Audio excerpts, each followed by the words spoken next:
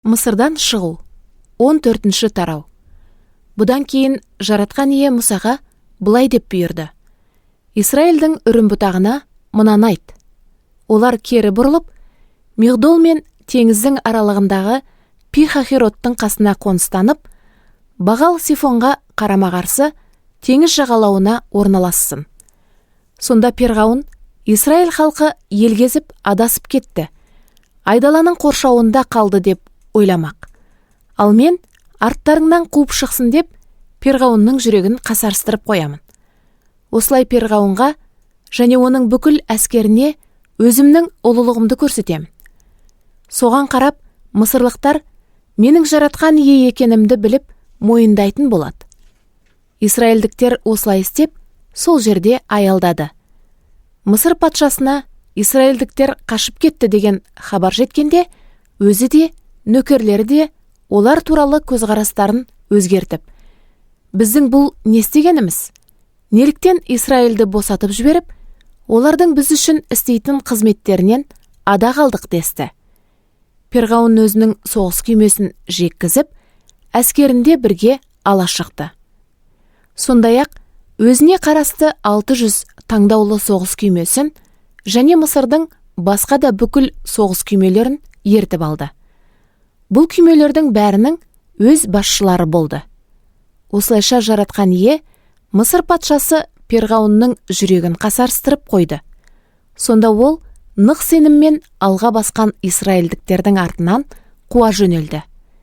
Мысырлықтар күллі атты жасақтары, соғыс күймелері және бүкіл жаяу әскерін Исраилдіктердің артынан өкшелей отырып, оларды тынығуға жайғасқан теңіз жағасындағы Бағал-Сифонға қарама-қарсы Пи-хахироттың маңында қуып жетті. Перғауын жақындаған кезде Исраилдіктер кері бұрылып қараса, соңдарынан қуған мысырлықтар келіп те қалыпты. Зәрелері ұшқан Исраилдіктер айғайлап, жаратқан иені шақырды.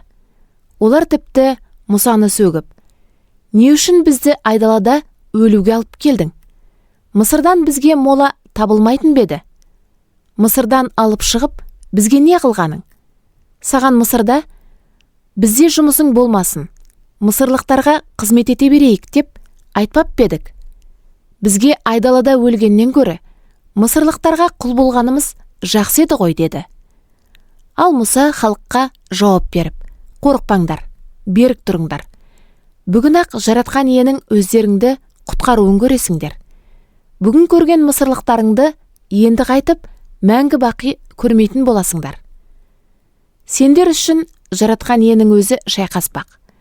Ал өздерің тек тыныш тұрсаңдар болғаны деді. Сонда жаратқан ие Мұсаға былай деп тіл қатты. Неге айғайлап мені шақырып тұрсың? Исраилдің үрім бұтағына алға қарай жылжи беріңдер деп бұйыр. Өзің таяғыңды ұстап, қолыңды теңіздің үстіне қарай соз. Сонда теңіз қағайырылып, халық теңіз ортасынан құрғақ жермен өте шығады. Мен мысырлықтардың жүрегін қасарыстырамын. Олар арттарыңнан қуатын болады.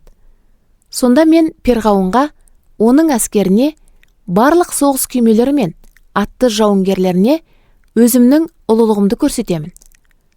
Соған қарап, мысырлықтар менің жаратқан ие екенімді біліп мойындайтын болады. Исраил көшінің алдында жүріп келе жатқан Құдайдың періштесі сол сәтте олардың соңына барды. Бағана тәрізді бұлт та көштің алдыңғы жағынан артына қарай ығысып, Мысырдың әскері мен Исраил көшінің ортасына барып тұрды. Бұлт мысырлықтар жағына қараңғылық орнатып, Исраилдік жақта түнді жарық қылып тұрды. Осылай Мысыр әскері Исраилдіктерге түні бойы жақындай алмады. Мұса қолын теңіздің үстіне қарай созғанда, жаратқан ие шығыстан қатты жел жіберді. Ол түні бойы соғып, теңіз суын әрі қарай итеріп, түбін құрғатты. Су қағайырылған кезде Исраил халқы құрғақ жермен теңіз ортасынан өте шықты. Су оларды оң мен солынан қабырға іспетті қоршап тұрды. Ал арттарынан қуған мысырлықтар Перғауынның барлық аттары соғыс күймелері мен атты жауынгерлері израильдіктердің ізімен теңіздің ортасына дейін кірді.